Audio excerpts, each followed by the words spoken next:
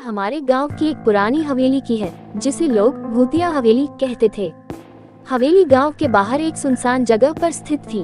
सालों से गांव के लोग कहते आ रहे थे कि उस हवेली में रात के समय कुछ अजीब और डरावनी घटनाएं होती हैं। किसी ने उसे करीब से देखने की हिम्मत नहीं की थी, लेकिन उस हवेली के रहस्यों ने हमेशा मेरी जिज्ञासा को बढ़ाया। एक रात मेरे दोस्त अर्जुन ने मुझसे कहा कि हमें हवेली के अंदर जाकर सच का पता लगाना चाहिए। मैंने पहले उसे मना किया, लेकिन उसकी हिम्मत देखकर मैं भी तैयार हो गया। हमने तय किया कि आधी रात को वहां जाकर देखेंगे। जब रात हुई तो हम दोनों अपने हाथों में टॉर्च लेकर हवेली की ओर चल पड़े।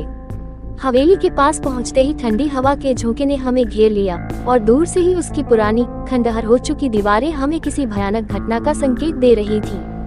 हवेली के विशाल दरवाजे पर जंग लगी थी और उसे खोलने में बहुत मेहनत लगी। जैसे ही हमने दरवाजा खोला, एक अजीब सी सीलन भरी बदबू और ठंडक ने हमारा स्वागत किया।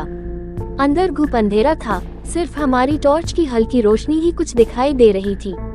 दीवारों पर पुराने चित्र लगे थे, जिनके चेहरे मिट चुके थे और फर्श पर धूल की मोटी परत जमी हुई थी। हम धीरे धीरे कदम बढ़ाते हुए अंदर गए। अचानक हमें एक कमरे से किसी के चलने की आवाज सुनाई दी। हम दोनों ठिठक गए। अर्जुन ने कहा, यहाँ कोई और है, लेकिन हम दोनों जानते थे कि यह संभव नहीं था। हम उस कमरे की ओर बढ़े, लेकिन वहाँ कोई नहीं था। तभी पीछे से दरवाजा अपने आप बंद हो गया। हम दोनों डर के मारे कांपने लगे। अब हवेली के अंदर से अजीब सी फुसफुसाहट सुनाई देने लगी। ऐसा लग रहा था जैसे कोई हमें देख रहा हो। हमें समझ में नहीं आया कि क्या करें। तभी हमारी टॉर्च अचानक बंद हो गई और कमरे में घना अंधकार छा गया। तभी एक ठंडी परछाई हमारे सामने से गुजरी।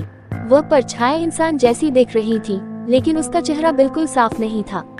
अर्जुन ने चिल्लाते हुए दरवाजा खोलने की कोशिश की, लेकिन दरवाजा जैसे जाम हो गया था। हम दोनों बुरी तरह घबरा चुके थे।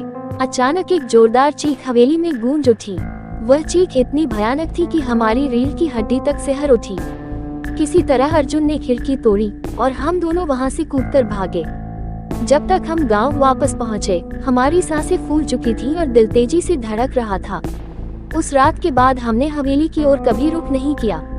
गांव वालों ने बताया कि सालों पहले वहां एक परिवार की रहस्यमय तरीके से मौत हो गई थी और तब से वह हवेली शापित मानी जाती है। आज भी उस रात की याद मेरे दिल में डर पैदा कर देती है।